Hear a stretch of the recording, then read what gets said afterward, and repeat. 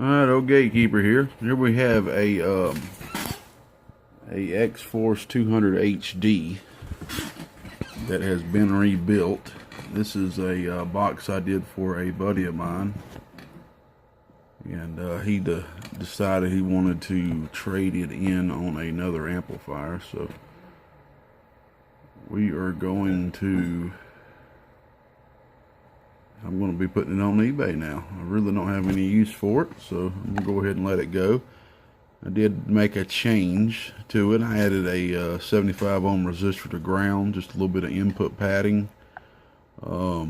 This amplifier is more designed for you sideband people or AMers. It's designed for either or, but it's not designed to be a big mall box or you know, a big hardcore Class C mall dropping box or anything like that, you know. So it's more designed, you know, to be drove at a little less power than a normal high drive 2879, and is designed to run a little bit more smoother. It'd be a good driver. It'd be a good driver box. You got a high and low right here,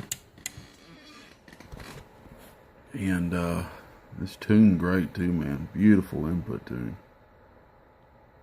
And so you should expect, kind of like a Texas Star 350 in a way, you should expect 350 to 400 watts peak. And it's going to be ranging right around the 100 bird to 160, 180 bird. I don't suggest driving this box hard at all. So it's going to be more of a linear type box. It's pretty much is a duplicate of Texas Star's biasing circuits in this bad boy. And I could easily add a switch to the back. I thought about doing it, but I ain't got enough time to be doing all stuff like that. But I could easily add a switch in the back and switch between Class C and A/B operation. And I checked the box. It's more close towards a B bias once you start running it. It slides down more to a B bias operation, so you might as well just call it B biased. I checked that out with a little choke. Where's it at? There it is. Little choke right here that I made, that I use to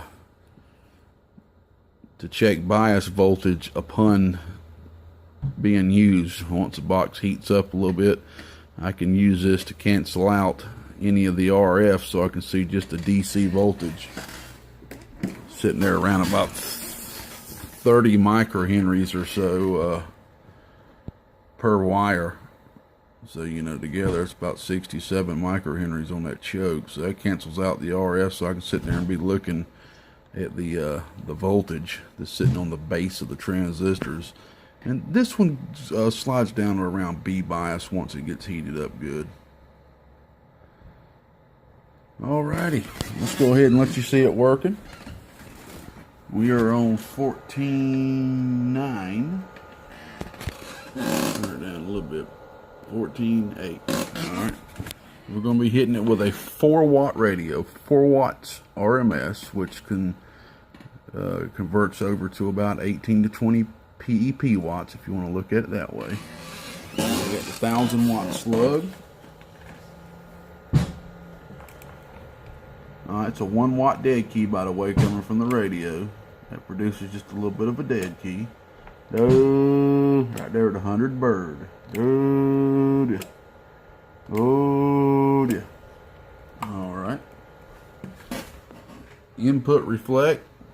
I actually got a little 5-watt slug in there.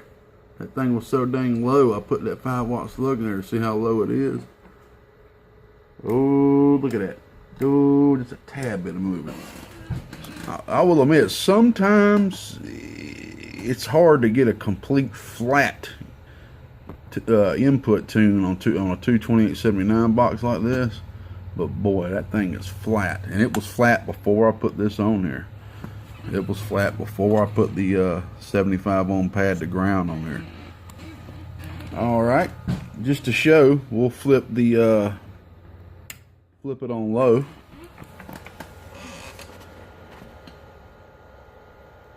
Oh, so it It does about 80 watts. It doesn't really bring it down a lot, but oh yeah. All right. Going over to Pete now. Hey, what's this thing talking, man? What's this thing talking? Oh, about 350. Talking about 350, 300. Oh. All right, let's go ahead and put it on low. Oh. Sorry about that. It quit recording for some reason. All right, we got it on low. Oh, about 280. All right, so on the 4-watt radio, about 20 watts input drive, we get anywhere from either on high or low, about, you can say 250 to 350 watts peak. All right, let's go ahead and hook up the hot radio. Now we'll be doubling our drive RMS. We'll be jumping from 4 watts RMS over to 8 watts RMS. All right.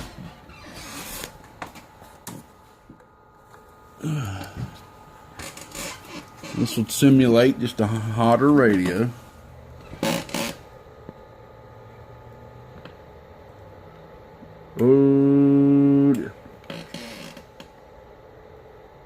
Oh, so that's about 150 or so RMS. PEP. Oh, a little bit over 400 watts. Like I said,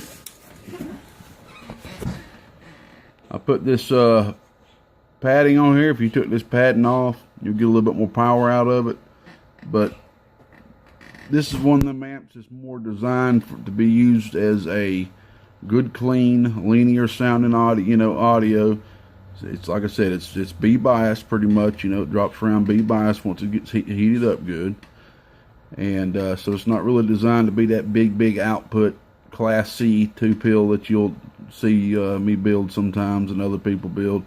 This is more, you can kind of say, like a homebrew Texas Star in a sense, if you understand what I'm saying. So there you go, got yourself a linear amplifier bumping around 350 to 400 watts peak, 100 to 150 bird or so. It can get up around 180 if we turn the voltage up a little bit and all that stuff. But me personally, if I kept this amplifier, I would use this as like a good driver for like an 8-pill or something like that, a 6-pill.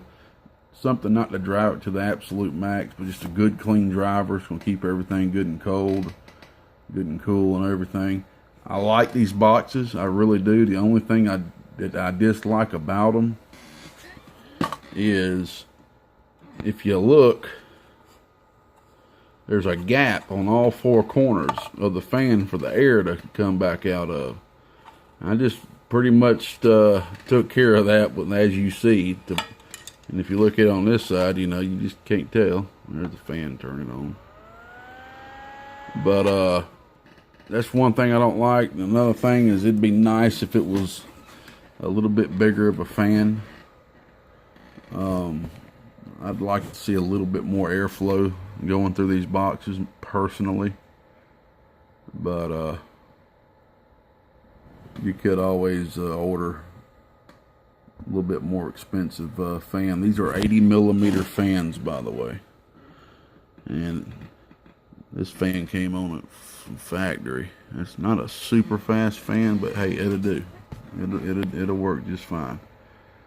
They do got some pretty good 80mm. I don't use 80mm fans that much, so I don't got a good stock of them here, to choose from.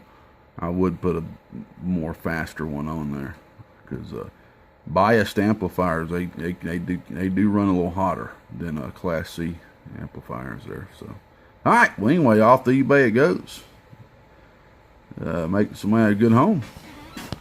It's your sideband delay, by the way, right there. All right, we're good and gone. Bye.